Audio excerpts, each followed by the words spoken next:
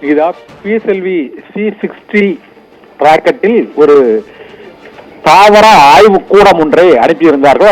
அதில் வைக்கப்பட்டிருந்த 4 விதைகள் முளைக்கப்பட்டிருக்கக்கூடிய அந்த காட்சியை தான் பார்த்துக் கொண்டிருக்கிறோம்.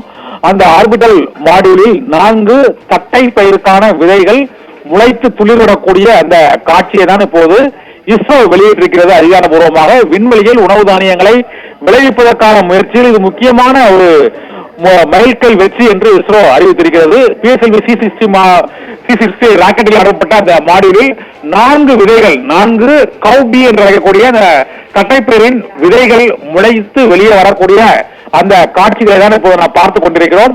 அந்த 4 விதைகள் துளிர்த்து வரக்கூடிய காட்சியிலிருந்து இன்னும் சில நாட்களில் இலைகளும் வரக்கூடும் என்று இஸ்ரோ அறிவித்திருக்கிறது.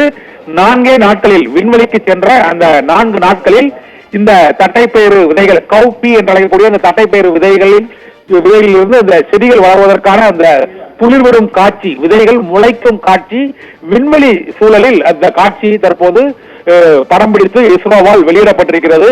விண்வெளியில் எதிர்காலத்தில் மனிதருக்கு தேவையான உணவு தானியங்களை விளைவிப்பதற்கான முயற்சிகளில் ஈடுபடுவதற்கான வாய்ப்பு இருக்கிறதா என்ற ஆய்வில் இந்த சோதனை முயற்சி விதைகள் துளிர்த்திருப்பது முக்கியமான ஒரு வெற்றியாக இஸ்ரோ அறிவித்திருக்கிறது.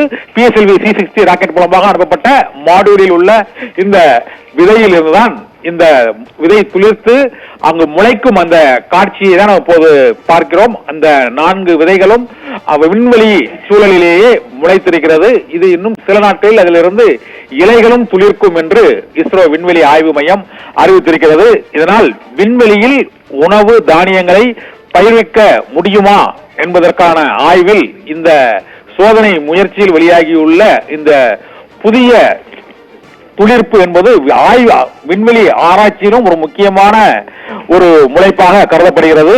இந்த 4 விதைகளுமே அந்த கவுப்பி என்று அழைக்கக்கூடிய இந்த தட்டைப்பயிறு விதைகள் விண்வெளியில் முளைப்பதற்கான அந்த வாய்ப்பை பெற்றிருக்கின்றன. அதற்கான சூழலில் அது வளரும் என இப்போது தொடர்ந்து அந்த ஆராய்ச்சியை கண்காணித்து வரும் விஞ்ஞானிகள் தெரிவித்திருக்கிறார்கள். நிகிதா.